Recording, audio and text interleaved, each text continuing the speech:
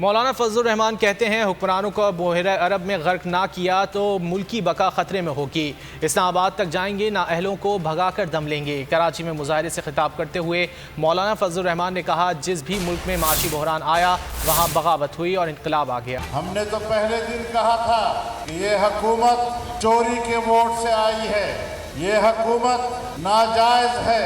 دنیا کی تاریخ پڑھ لیں، جہاں اقتصادی بحران آئے ہیں وہاں انقلابات نے جنم لیا ہے، وہاں بغاوتوں نے جنم لیا ہے۔ پی ڈی ایم قوم کی آواز ہے، یہ سیاستدان عوام کے شانہ بشانہ کھڑے ہیں۔ اس بحران میں ہم نے قوم کا ساتھ دینا ہے۔ ہم اداروں کو بھی کہنا چاہتے ہیں کہ وہ حقائق کو سمجھیں، اپنے کردار کا دوبارہ مطالعہ کریں۔ آج مہنگائی موجودہ سیاسی صورتحال پر بات کریں گے۔ فاروق عادل صاحب ہمارے ساتھ موجود ہیں۔ فاروق صاحب بہت شکریہ آپ کے وقت کا۔ کہیے گا کہ اپوزیشن کی جانب سے یہ جو احتجاج کیے جا رہے ہیں، کیا سمجھتے ہیں آپ، حکومت کو خطرہ ہے ان سے؟ دیکھیے،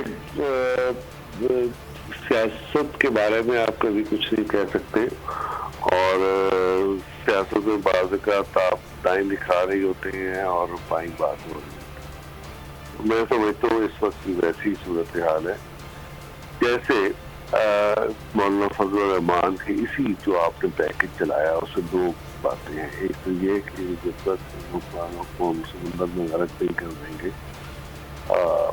چین سے نہیں بیٹھیں گے، لیکن جو آخری جملہ ہے ان کا وہ یہ ہے، کہنا چاہتے ہیں کہ وہ ری تھنک کریں۔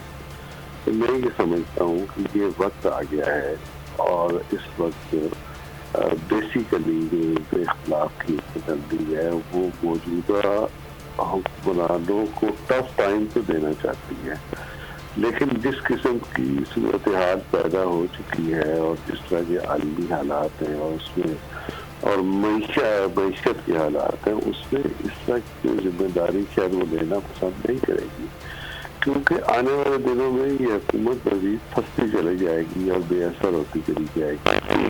ابھی تو یہ ہے کہ اس حکومت کی بے بسی بڑھا کے اس کا تماشا دیکھا جائے، اور بے بسی جیسے بڑھتی چلی جائے گی، مس مینجمنٹ جیسے بڑھتی چلی جائے گی، اس سے اختلاف کا کام آسان ہوتا چلا جائے گا۔ اس کا ایک پہلا نقطہ یہ ہے۔ دوسرا اس کا یہ ہے کہ وہ آخری جملے کو پھر غور کریں مولانا فضل الرحمان کے، جس میں وہ کہہ رہے ہیں کہ ہم اداروں سے کچھ کہہ رہے ہیں۔ تو اصل بات یہ ہے کہ ان کے مخاطب مجھے یہ لگتا ہے کہ اس وقت کی ادارے ہیں۔ حال ہی میں ایک اسٹیٹمنٹ گردش کر رہا ہے مریم نواز شریف کا، اس میں بھی وہ کہہ رہی ہیں کہ ہم اداروں سے بات کرنے کے لیے تیار ہیں۔ اداروں سے کیا بات کرنے کے لیے تیار ہیں؟ کیا یہ کہ آپ ہمیں اقتدار میں لے آئیں؟ میرا نہیں خیال کہ ایسی بات ہے۔